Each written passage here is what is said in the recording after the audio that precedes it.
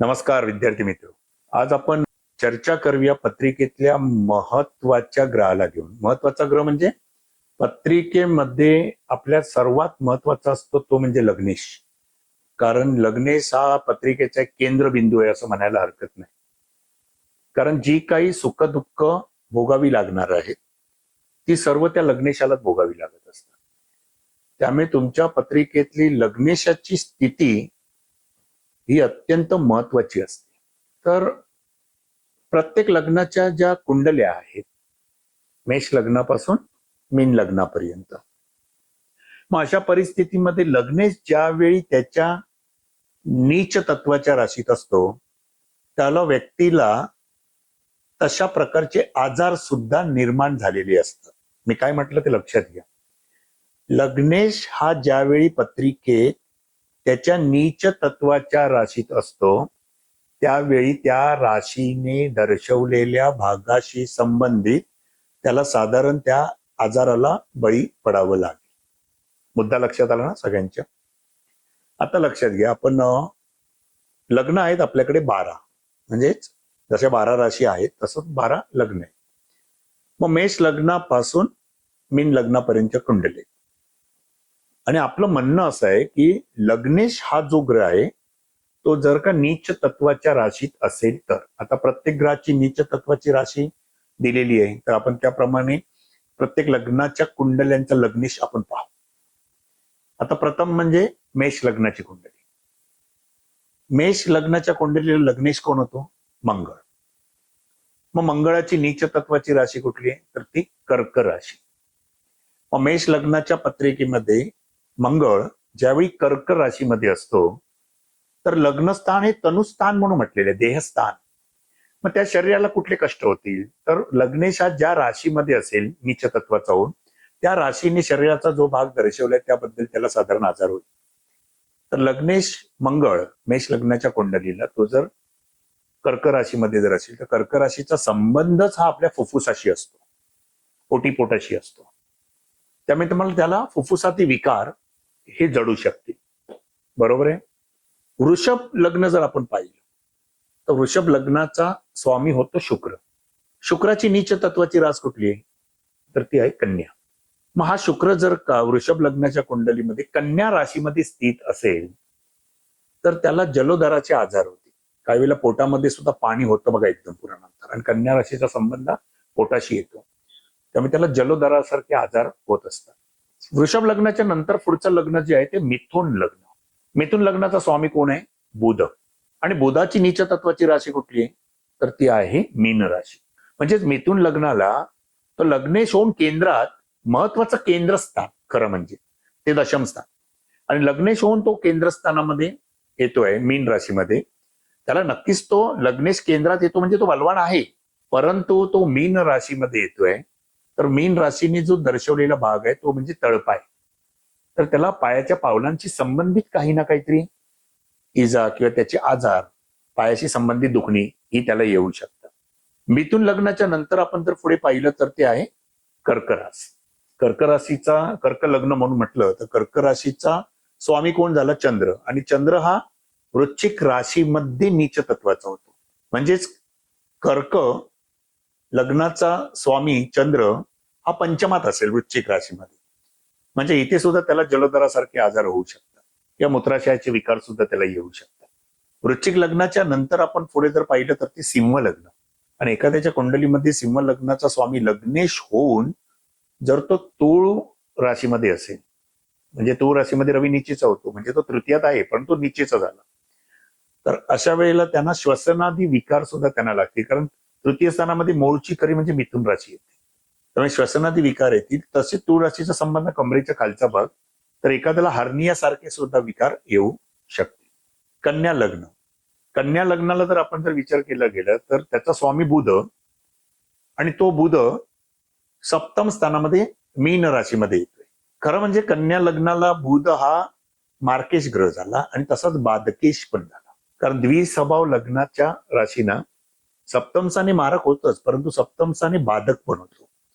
म्हणजेच कन्या लग्नाला बुध हा सप्तमात जर असेल नीचेचा तर तो मार्केश पण झाला आणि बाधकेश पण झाला. तर या व्यक्तींना सुद्धा जर बुध लग्नेश नीच तत्वाच्या राशीत असेल तर त्यांना तळपायाचे विकार, पायाच्या पावलांची दुखणी या प्रकारे त्यांना आजार येऊ शकतो. पुढे आपण तूळ लग्न जर पाहिलं तर तूळ लग्नाचा स्वामी जो आहे तो शुक्र, आणि शुक्र कन्या राशीमध्ये विराजमान होतो. त्यामुळे तूळ लग्नाच्या व्यक्तींना सुद्धा पोटाचे विकार जास्ती बळावतील, कारण कन्या राशीचा संबंध पोटाचा आहे किंवा लहान आतड्यांशी संबंधित आहे. तसाच जलोदराचा पण संबंध आहे या ठिकाणी. आता वृश्चिक लग्न, वृश्चिक लग्नाचा जर स्वामी आपण पाहिला तर तो मंगळ, आणि मंगळ जरी कर्क राशीमध्ये मंगळ कर्क राशीमध्ये विराजमान असेल भाग्यस्थानामध्ये, लग्नेश मंगळ भाग्यस्थानात, परंतु तो कर्क राशीमध्ये नीच तत्वाचा आहे. यांना सुद्धा फुफ्फुसाचे विकार, छातीचे विकार, पोटीचे विकार निर्माण होऊ शकते. एखाद्याला अपेंडिक्स सारखा सुद्धा आजार निर्माण होतो. धनु लग्न पाहिलं तर धनु लग्नाचा स्वामी गुरु, म्हणजे धनुराशीचा स्वामी गुरु, आणि गुरुची नीच तत्वाची रास कुठली, तर गुरुची नीच तत्वाची रास आहे मकर राशी. परंतु धनु लग्नाला ती मकर रास धनस्थानामध्ये येते, म्हणजे ह्यांना तोंडाचे विकार होते, मुख रोग होते. एखाद्याला बघा तोंडामध्ये सुद्धा कॅन्सर होतो बघा, घशामध्ये सुद्धा, अशा प्रकारची दुखणी सुद्धा यांना निर्माण होऊ शकते, कारण गुरु कॅन्सरचा पण कारक आहे. तर त्याच्यासाठी अजून बाकीचे पण नियम लागू होतील, परंतु मुख रोग असं आपण म्हणू शकतो की ना मुख रोग निर्माण होऊ शकते. मकर लग्न जर पाहिलं आपण तर मकर लग्नाचा स्वामी शनी, आणि शनी मेष राशीमध्ये निचेचा होतो. त्यामुळे शनी मेष राशीमध्ये चतुर्थात निचेचा होणार, कारण मकर लग्नाला मेष रास चतुर्थ भावात येते, आणि चतुर्थ भाव खरा छातीवर येतो. त्यामुळे शनी मेष राशीमध्ये जर चतुर्थात निचेचा असेल तर त्यांना फुफ्फुसाचे विकार, छातीचे विकार, हृदय विकार या संदर्भामध्ये सुद्धा त्यांना आजार निर्माण होऊ शकते. कुंभ लग्न म्हटलं तर तेच झालं की कुंभ लग्नाचा स्वामी सुद्धा शनी, आणि तो मेष राशीमध्ये येते तृतीय स्थानात, पण तो तृतीय स्थानात येतोय. तृतीय स्थान हे श्वसन नलिकेशी संबंधित आहे, अन्न नलिकेशी पण संबंधित आहे. तर त्यांना श्वसन नलिका, अन्न नलिके संबंधित विकार निर्माण होऊ शकतील. आणि पुढचं आहे ते शेवटचं लग्न, ते म्हणजे मीन लग्न. मीन लग्नाचा स्वामी जो आहे तो आहे गुरु, परंतु गुरु मकर राशीमध्ये लाभस्थानामध्ये येतोय. मकर राशीमध्ये लाभस्थानात येतोय म्हणून त्यांना या ठिकाणी मकर राशीचा संबंध जो आहे तो आहे गुडघ्यांशी. कळलं की गुडघ्यांशी संबंध येतोय, पायांशी संबंध येतोय, तर त्यांना गुडघेदुखी, गुडघे विकार, पायाशी संबंधित दुखणी निर्माण होऊ शकते. म्हणजे आता ह्याचा तुम्ही ज्या वेळेला तुम्ही पत्रिका पाहत असता त्यावेळेला तुम्ही या गोष्टींचा विचार करा की लग्नेश ज्या वेळेला निर्बली होतो आहे आणि लग्नेश त्याच्या नीच तत्वाच्या राशीत जाते, त्याला साधारण त्या जातकाला अशा प्रकारचे आजार, म्हणजेच त्या राशीने दर्शवलेल्या भागासंबंधी सुद्धा आजार निर्माण होऊ शकतील. सूत्र एकदम सोपं आहे, म्हणजे जर का तुम्ही त्याचा नीट विचार केलात तर आपल्याला त्याचे रिझल्ट्स हे नक्की पाहायला मिळू शकतील चांगल्या तऱ्हेने. लक्षात आलं की नाही?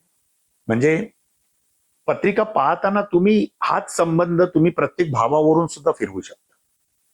जसं आपण लग्नस्थान म्हणून आपण स्वतः पाहिलेले आहे ना, देहस्थान म्हणून आपण स्वतः, पण पत्रिकेमध्ये जी नाती निर्माण झालेली आहे त्या प्रत्येक ती नाती कुठल्या भावावरून पाहतो तर ते तुम्ही लग्नस्थान म्हणून सुद्धा मांडू शकता, आणि मग त्यानुसार सुद्धा तुम्ही नंतर ते त्यांना होणारे आजार, म्हणजे एक जण म्हणतो माझ्या मातेला कशाला आजार होईल, पित्याला कशा प्रकारे आजार होईल, माझ्या मुलांना कशा संदर्भात सांभाळायला लागेल, म्हणजे माझी स्वतःची कुंडली बघून सांगा म्हणून आपण असं म्हणत असतो. ज्यावेळेला असा जातक विचारतो त्यावेळेला लक्षात घ्या, तुम्हाला आता प्रत्येकाला माहितीच आहे की तुम्ही शिकतायत म्हणून तुम्हाला सगळ्यांना माहिती आहे की आता कुठल्या नात्यांचा जो आपण एक पडताळा घेत असतो तो कुठल्या स्थानावरून आपण पाहतो, मग त्या स्थानावरून तुम्हाला त्याचा बोध नक्की पाहायला मिळू शकतो. लक्षात आलं की नाही? म्हणजे असा रिझल्ट सुद्धा तुम्ही त्या प्रकारे चांगल्या तऱ्हेने मिळवू शकता.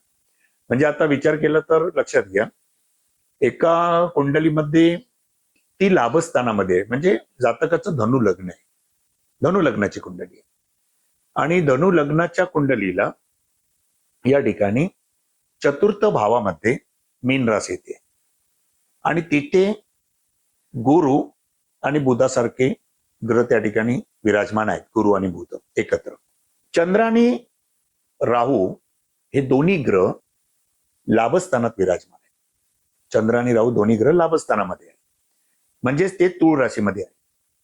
राहू ज्या राशीमध्ये असतो त्या राशीचं कार्य करत असतो, बरोबर की नाही?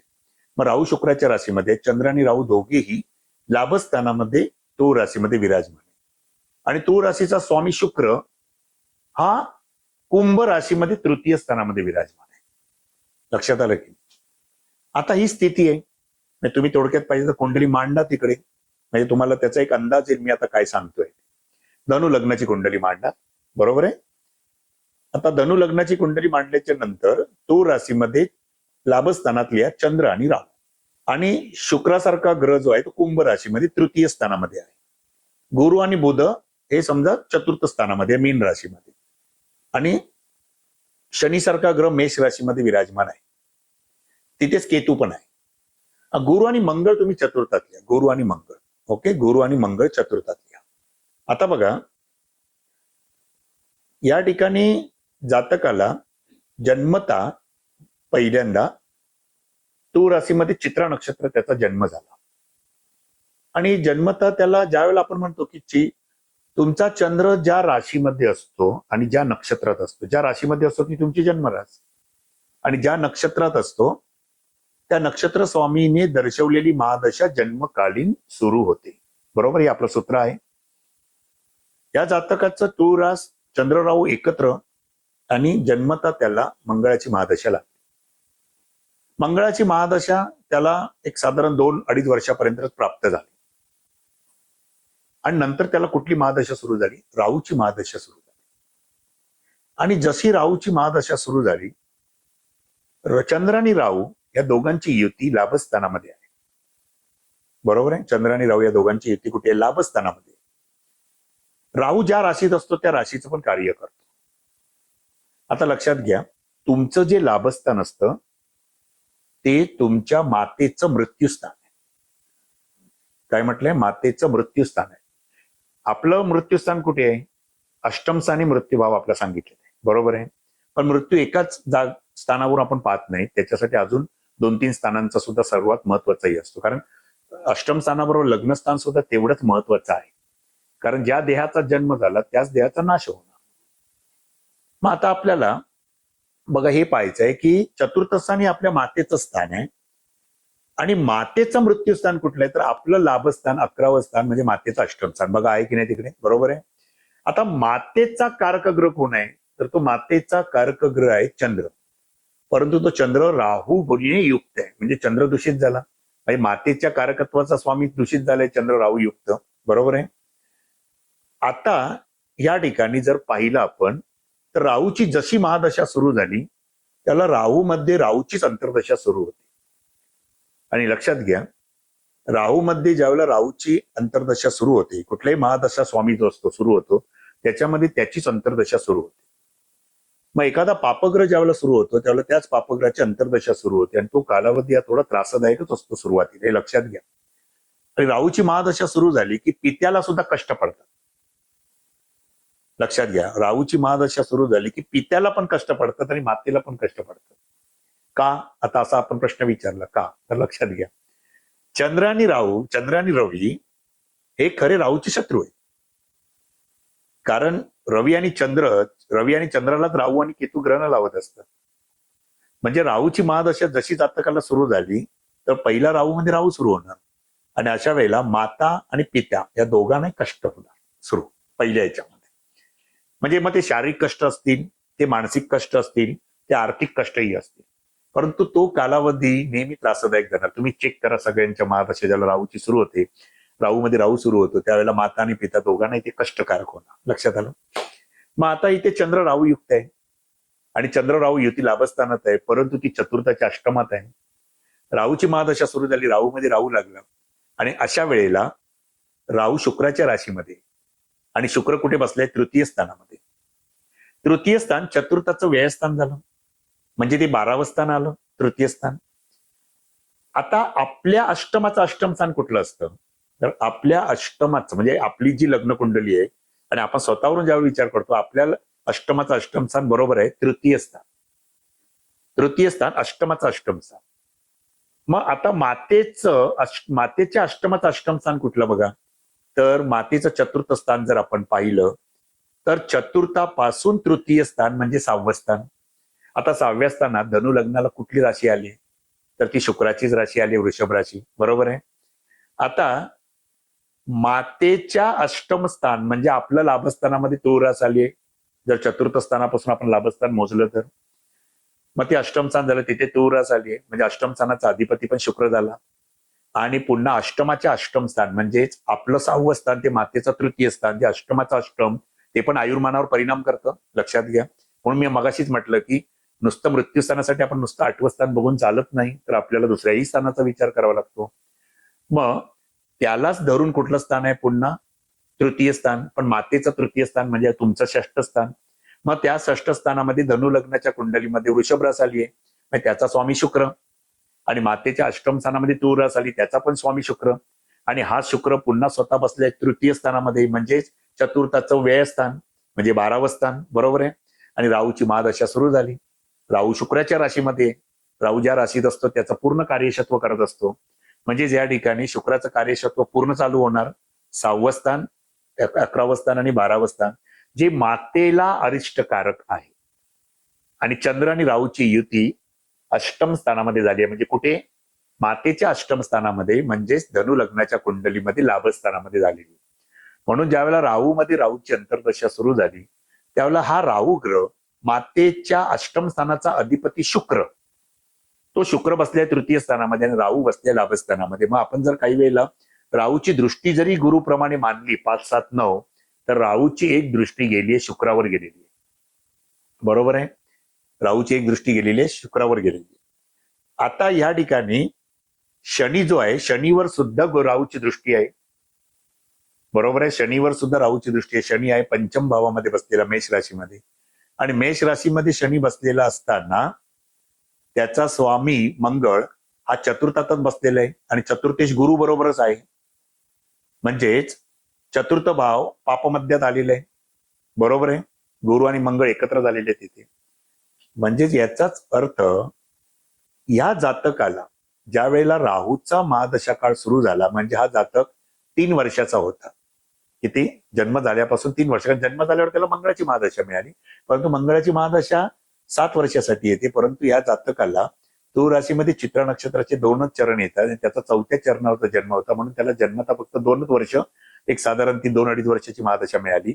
पण ह्याच्या वयाच्या तिसऱ्या वर्षी राहूची महादशा त्याला जशी सुरू झाली 2.5 वर्षापासून, तसं राहूमध्ये राहू सुरू झाला पहिला. आणि राहूमध्ये राहू सुरू असतानाच त्याला त्याच्या मातेचं छत्र हरपलं गेलं.